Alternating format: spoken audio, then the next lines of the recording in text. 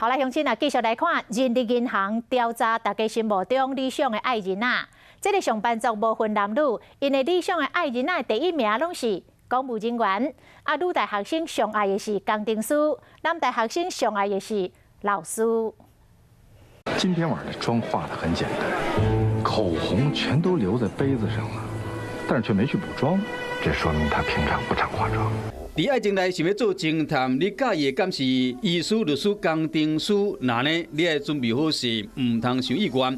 依照人力银行的调查，上班族上介意的理想情人，第一名是铁饭碗公务人员；女大生上介意的另外一半，第一名是工程师；男大生上爱另外一半是老师。Good evening, good afternoon, good morning。因为我其实常常收到大学生的情书，老师他当然有他的专业度以外，再来就是给人家的形象是比较正面。 正向的人，其实薪水还不错，然后加上稳定，工作上时间也多，所以可能也不太会乱搞之类的。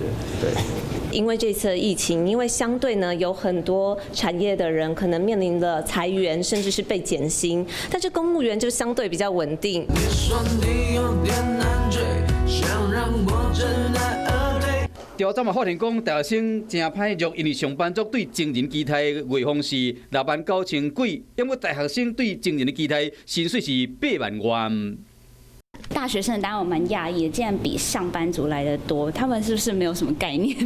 第一份工作最好是可以对贫贱夫妻百事哀嘛，所以金钱是蛮重要的啦。大家可能还没有正式的迈入职场，所以说对于这个薪资的期待值，可能理想跟现实还是会有一段落差。